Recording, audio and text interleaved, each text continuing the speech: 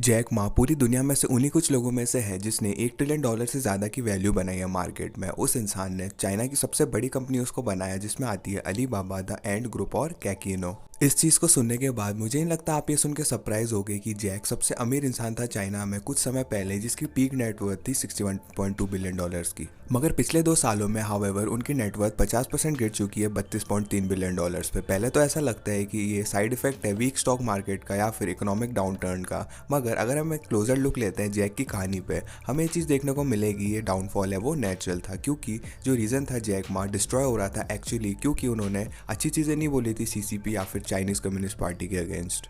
Obviously CCP उनकी बातों से ज़्यादा खुश नहीं था, इसी की वजह से उन्होंने सोचा कि उसे सबक सिखाया जाए। अगर आपको लगता है कि जैक का नेटवर्थ को डिक्लाइन करना पहले से काफ़ी ख़राब था तो वो तो छोटी सी चीज़ थी। सीसीपी ने आगे जाके डेमोलिश कर दिया उनकी वैल्यूएशन को सारी कंपनीज की। अब अलीबाबा का एग्जांपल ले लेते हैं। 2020 के अक्टूबर में Alibaba peak valuation of $858 billion पे पहुंचा था। 2022 के मार्च तक अलीबाबा ने 77% अपनी वैल्यूएशन को खो दिया था और क्रैश डाउन कर चुके थे $206 बिलियन पे, और जो कि मार्केट कैप लॉस का आता है $652 बिलियन का। और ये सिर्फ अलीबाबा की बात नहीं है, आगे जाते हैं एंड ग्रुप में। ये कंपनी भी, इसका आईपीओ होने वाला था जिससे पहले कि ड्रामा होता, और फोर्ब्स के मुताबिक ये रियलिस्टिक एस्टिमेट था कि वो $470 बिलियन की वैल्यूएशन लेके आती। मगर जब जैक ने अपनी बातें कही, बीजिंग ने आगे जाके आईपीओ को रोक दिया और जैक को फोर्स किया कि पूरी कंपनी को सीसीपी के हवाले कर दे। ऐसा लगता है जैक ने इसे रोकने की बहुत ज़्यादा कोशिश करी मगर लेट जुलाई में नहीं रोक पाए। आज फिडेलिटी वैल्यूज एंड ग्रुप की $70 बिलियन पे, जो कि $400 बिलियन कम है उनकी प्रोजेक्टेड आईपीओ वैल्यूएशन से। और अगर इसको मार्केट कैप लॉस को जोड़ देते हैं अलीबाबा के मार्केट कैप लॉस के साथ जो कि $652 बिलियन का था, हमारे पास total market cap loss $1.5 trillion का आ जाता है टी के साथ। और ये तो सिर्फ जैक की सबसे बड़ी कंपनीज है। और अगर हम सारी इनकी छोटी कंपनीज को भी मिक्स में जोड़े तो हमें ये देखने को मिलेगा कि जैक को मार्केट कैप लॉस हुआ है 1.1 से $1.2 ट्रिलियन का पिछले 24 महीनों के अंदर। इनके जो सारे लॉसेस है वही दुनिया की छठी सबसे बड़ी कंपनी बनाने में काफी है। तो आखिर दुनिया में ऐसा क्या हुआ कि जैक को ऐसी पनिशमेंट मिल रही है? अगर थोड़ा पीछे जाए तो सारी की सारी जैक की प्रॉब्लम एक फेटफुल स्पीच पे देखी जाती जो कि उन्होंने 24 अक्टूबर 2020 को दी थी बूंड समिट में। जैक को सारी चीज़ों के बारे में पता था वो क्या चीज़ कहने वाले हैं, इसी वजह से उन्होंने डिस्क्लेमर देके शुरुआत करी थी। उन्होंने ये कहा था कि उनके व्यूज़ प्रोबेबली इमेच्योर है, इनकरेक्ट है और लाफेबल है। और उन्होंने ये भी सजेस्ट किया था कि लोग उसकी बातों को सुने और अगर वो सेंस नहीं बनाती है तो वो भूल जाए जो भी उन्होंने कहा था। और इसी चीज़ के साथ ही जैक ने अपना चाइना का ग्लोबल इकोनॉमी का रोल डिस्कस करना शुरू कर दिया। उन्होंने आर्ग्यू किया कि चाइना बेसिकली ऐसा चीज़ बन चुका है जो कि गैप्स भरता है जो कि वेस्ट ने छोड़े। फॉर एग्जांपल, अगर वेस्ट को लो पेइंग मैन्युफैक्चरिंग जॉब्स नहीं देनी तो चाइना गैप को फिल कर देता है। इसी तरह से अगर वेस्ट को पॉल्यूट नहीं करना होता खुद के इकोसिस्टम्स फैक्ट्रीज से तो चाइना भी इस चीज़ में गैप फिल कर देता है। जैक आर्ग्यू करते हैं कि बजाय गैप्स को फिल करना और पीछे रह जाना वेस्ट से, चाइना को गैप्स फिल करने चाहिए फ्यूचर के लिए। इस तरह से चाइना जो है फॉलोअर्स से हटकर लीडर बन सकता है। अब हम में से ज़्यादातर लोगों के लिए ये तो काफ़ी सही चीज़ उन्होंने कही, मगर सीसीपी के लिए ये क्रिटिसिज्म था। उनके लिए जैक एसेंशियली ये कह रहे थे कि सीसीपी चाइना को फॉलोअर बना रहे हैं बजाय कि लीडर बना रहे हैं। अब जैक के सेकंड पॉइंट पे चलते हैं। वो आगे जाके डिस्कस करते हैं किस तरह से उन्हें रिस्पॉन्सिबिलिटी लेनी चाहिए फ्यूचर के लिए। और जो पार्ट ऑफ द स्पीच है वो प्रोबेबली ये होती अगर वो प्रेसिडेंट शी जिनपिंग की एक कोट नहीं होती तो। अपेरेंटली प्रेसिडेंट ने जैक को एक चीज़ कही थी, success does not have to be with me. और मुझे लगता है कि ये पॉसिबल है कि प्रेसिडेंट जिनपिंग का ये मतलब नहीं था जो कि उन्होंने कहा था, बल्कि अगर वो अपनी बात पूरी करते तो मुझे लगता पूरे जो थॉट था वो इस तरह से जाता, success does not have to be with me but control does.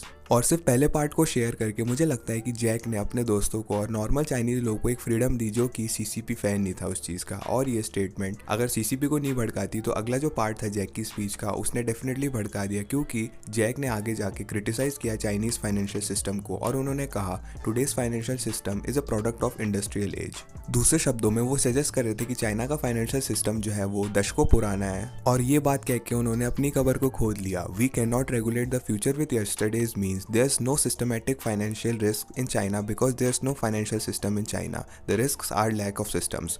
इस पॉइंट पे जैक बात करना छोड़ सकते थे और वहीं पे रुक सकते थे, मगर वो आगे जाके सीसीपी के सबसे खराब फेवरेट वर्ड रिफॉर्म की बात करने लगे।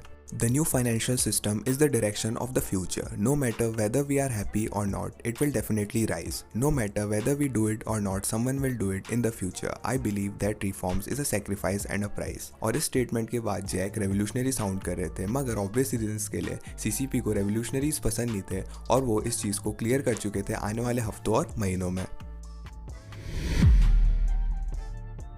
जैक के हीरो मूवमेंट के बाद उन्हें क्लोज डोर मीटिंग में बुलाया गया चाइनीज फाइनेंशियल रेगुलेटर्स के साथ, और जैसा कि आप गेस कर सकते हो ये मीटिंग प्रपोज तरीके से नहीं गई थी। वो एक्चुअली इन्फॉर्म करने के लिए थी कि एंड ग्रुप का आईपीओ होने नहीं वाला, और लास्ट डिच एफर्ट में जैक ने ट्राई किया कि वो रिश्वत दे सके स्टेक की एंड ग्रुप की, और जैक ने ये कहा कि you can take any of the platforms and has as long as the country needs it. मगर सीसीपी किसी भी तरह से जैक को इतनी आसानी से नहीं छोड़ने वाली थी। ये तो क्लियर था कि अगर वो उसका एग्जाम्पल बनाना चाहते हैं जिसकी वजह से बाकी बिलियनर्स भी अपनी लाइन को क्रॉस ना करें, और एग्जैक्टली यही चीज़ उन्होंने करी। जब उन्होंने एंड ग्रुप का आईपीओ कैंसिल किया, वो उनके सारे पब्लिक अपीयरेंस को भी कैंसिल कर चुके थे। उन्होंने उन्हें जज से भी रिप्लेस कर दिया खुद के टैलेंट शो में जिसका नाम था अफ्रीकाज बिजनेस हीरोज, और ये ऐसा है जैसे कि अमेरिकाज गॉट टैलेंट में रिप्लेस कर दिया जाए साइमन कोवेल को बिना उनकी मर्जी से। अगले कुछ महीनों में जैक कंप्लीटली डिसअपियर हो चुके थे स्पॉटलाइट से, और इसी के बाद हमें आर्टिकल्स देखने को मिले जैक कहाँ पर है, और जो ऑफिशियल एक्सप्लेनेशन है कि जैक शांत है इस समय जब चीज़ें गर्म थी। मगर ये पॉसिबल हो सकता है कि जैक को जेल में डाल दिया गया और टॉर्चर भी किया, और अगर जैक को मारा नहीं गया था तो यहाँ पे तो कोई क्वेश्चन नहीं है कि उनकी कंपनीज को जरूर मार पड़ी थी। 23 दिसंबर 2020 में चाइना ने एंटी ट्रस्ट इन्वेस्टिगेशन लॉन्च करी अलीबाबा के अगेंस्ट सस्पेक्टेड मोनोपोलिस्टिक प्रैक्टिसेस के लिए, और उसी समय के आसपास उन्होंने एंड ग्रुप को कहा कि उन्हें सब्सटेंशियली कम करना पड़ेगा अपने स्कोप को। उन्हें इंस्ट्रक्ट किया गया कि वो परस्यू करना बंद करें इंश्योरेंस और वेल्थ मैनेजमेंट सेक्टर को, और सिंपली पेमेंट सर्विसेज तक ही सीमित रहे। चाइना ने आगे जाकर एंड ग्रुप को स्टेट ओन्ड ऑपरेशन बना दिया। चाइना ने एग्जिस्टिंग शेयर होल्डर्स को फोर्स किया आधे से ज्यादा अपनी इक्विटी को 6 बाहर के शेयर होल्डर्स को देना, जिसमें इंक्लूडेड था 15% स्टेक नैनियांग कॉमर्शियल बैंक में, 5% चाइना हुराओंग एसेट मैनेजमेंट में, और 10% कैथी यूनाइटेड बैंक में। कुछ महीनों बाद चाइना ने अलीबाबा को हिट किया $2.8 बिलियन के फाइन, और इसी के साथ ही उन्होंने अलीबाबा का इंटरनेट ब्राउजर भी ऐप स्टोर से डिलीट करवा दिया, और अलीबाबा का browser second most popular web browser था चाइना में इससे पहले कि वो डिलीट हुआ था। हालांकि ये सारे मूव काफी ज्यादा दर्दनाक थे, मगर ज्यादातर जो डैमेज आया था वो आया था किस तरह से लोगों ने इन मूव्स को देखा था। क्योंकि आप समझ सकते हो ना कि इन्वेस्टर ना कि कस्टमर्स एसोसिएट होना चाहता है चाइनीज कंपनी से जो कि सीसीपी के दोस्त नहीं है ऑब्वियस रीजंस के लिए, तो दोनों ने छोड़ना शुरू कर दिया। और मुझे आपको बताने की ज़रूरत नहीं, आपको देखना पड़ेगा अलीबाबा के स्टॉक को क्या हुआ था। सबसे खराब पार्ट इस चीज़ में ये थी कि जैक के एक्शन ने खुद की कंपनीज को तो हर्ट किया ही था, मगर बाकी चाइनीज कंपनीज को भी किया था। जैक की स्पीच ने ये तो क्लियर कर दिया था कि सीसीपी ने ना कि सिर्फ जैक को काफ़ी ज़्यादा फ्रीडम दे दी है, मगर सारे बिलियनर्स को भी काफ़ी ज़्यादा फ्रीडम दे दी है। तो उन्हें लगा कि सबको सजा देना सबसे अच्छा होगा। और अगर आप मुझे बिलीव नहीं करते तो नैस्डैक गोल्डन ड्रैगन चाइना के इंडेक्स को देखिए। ये इंडेक्स जो है वो 30 सबसे स्ट्रॉन्गेस्ट कंपनीज दिखाता है चाइना की, और ये इंडेक्स 20, 30 या 40 या 50% भी डाउन नहीं था, वो 76% डाउन था। और हमें ये भी नहीं पता कि बॉटम कहाँ पर है। क्लियरली जैक ने काफ़ी बड़ी दिक्कत खड़ी कर दी थी।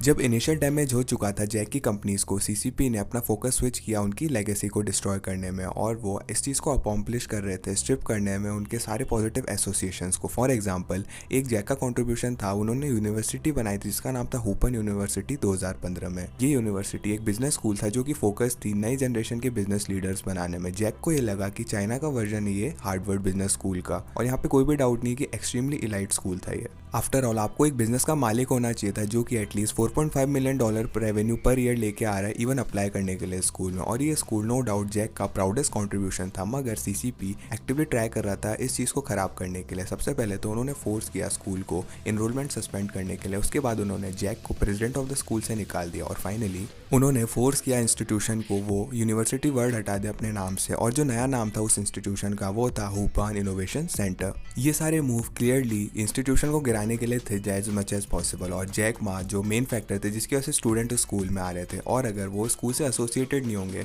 तो क्यों ज्वाइन करेगा कोई उसको। जैक का गोल था हुपान को 300 साल तक चलाने का, मगर इस पॉइंट पे ये क्लियर है कि हुपान 30 साल भी नहीं चलने वाला। और in the mean time Alibaba ने ट्राई किया रिश्वत देना सीसीपी के अच्छे मेहरबानियों पे।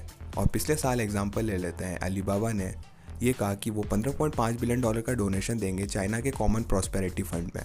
पर्सपेक्टिव के लिए ये फिगर इक्विवेलेंट है 1/3 उनकी एंटायर कैश रिजर्व्स का, और ये चीज़ दिखाता है कितना ज़्यादा डेस्परेट है अलीबाबा सीसीपी की अच्छी साइड में आने के लिए। और सीसीपी ऑफ कोर्स उन्होंने एक्सेप्ट तो कर ली डोनेशन को, मगर ऐसा नहीं लगता कि अलीबाबा अभी हरी साइड पे, और मोर लाइकली दैन नॉट ऐसा हो सकता है कि कुछ सालों की जर्नी होने वाली है अलीबाबा को वापस अपनी फ्रीडम पाने के लिए, और जैक मा का इस चीज़ से कोई भी लेना देना नहीं होगा।